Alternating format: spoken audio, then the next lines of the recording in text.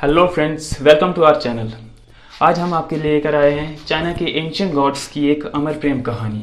कहानी की शुरुआत में हमें बताया जाता है कि प्राचीन देवताओं ने शुरुआत में 3 रिल्म बनाए थे, गॉड रिल्म, मोर्टल रिल्म और डीमन रिल्म, जिनमें गॉड रिल्म सबसे ऊपर होता था। इसे 4 गॉड्स चला रहे होते हैं जिन्हें ट्रू गॉड्स कहा जाता है। सीन शिफ्ट होता है टेम्पल ऑफ लव में। यहाँ हमारी फीमेल लीड कैरेक्टर शांगचू का इंट्रोडक्शन होता है, जो गॉड रिल्म से अपनी दोस्त यूमी के साथ आई होती है। यूमी लव गॉडेस की गुफा में प्रे करने के लिए जाती है। वहीं शांगचू, जो कि काफ़ी नटखट स्वभाव की होती है, लोगों के बीच बॉन्डिंग को बढ़ाने के लिए उन पर मैजिक करती है। लेकिन कहते हैं ना कि कभी कभी अधूरा ज्ञान खुद पर ही भारी पड़ जाता है। ऐसा ही हुआ हमारी फीमेल लीड के साथ। उनका मैजिक उल्टा पड़ गया और लड़के लड़कियों को छोड़कर लड़कों की ओर अट्रैक्ट होने लगे, लड़कियां लड़कों को छोड़कर लड़कियों की ओर अट्रैक्ट होने लगी। इसलिए सभी लड़कियां उन दोनों की ओर भागती हैं।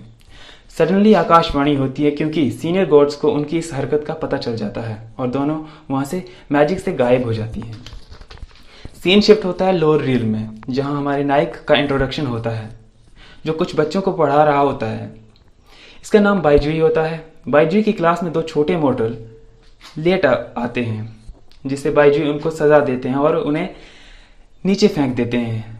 पर हमें बाद में पता चलता है ये उनकी एक सिखाने का तरीका होता है। उन्हें वो एक नई मैजिक ट्रिक सिखाते हैं जिससे वे हवा में उड़ सकते हैं। इसके बाद बाइजुई उन्हें इसकी प्रैक्टिस करने के लिए कहते हैं और वहां से भेज देते हैं।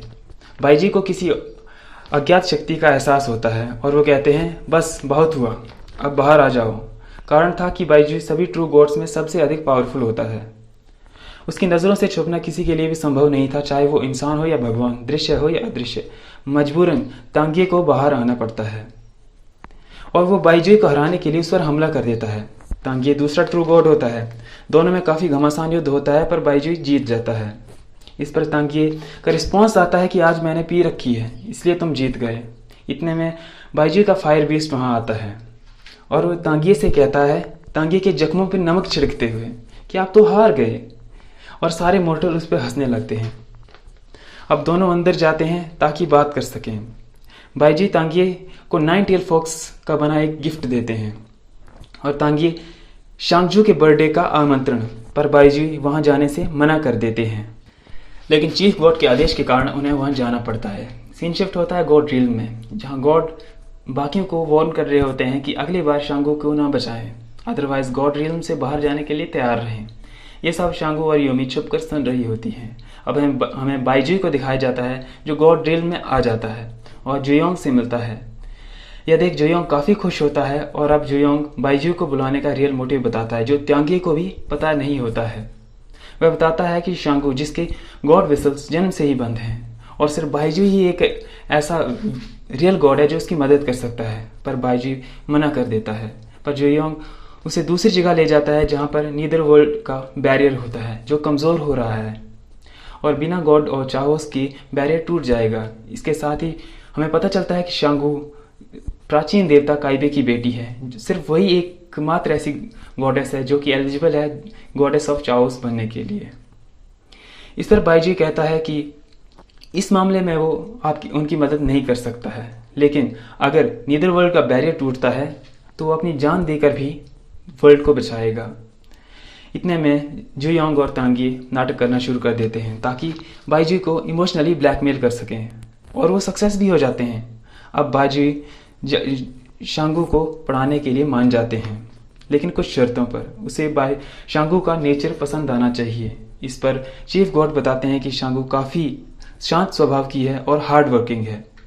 इसके बाद हमें शांगू को दिखाया जाता है, जो कि चांगवेन हॉल में एक पेड़ पर छुपकर बैठी होती है। इतने में बर्फ पड़नी स्टार्ट हो जाती है और एंट्री होती है गॉडेस ऑफ स्नो की, जो बाइजुई को काफ़ी पसंद करती है, पर बाइजुई उसकी ओर देखता भी नहीं है। स्नो गॉडेस अपनी पावर से वहाँ पर कुछ ब्लू फ्लावर खिला देती है। इतने में बाइजुई वहाँ आ जाते हैं। यह देख स्नो गॉडेस को तो मानो खजाना मिल गया है। वो काफ़ी खुश हो जाती है, लेकिन बाइजुई उसे पहचानने से भी इनकार कर देता है और अपनी पावर से उन फूलों को जला देता है।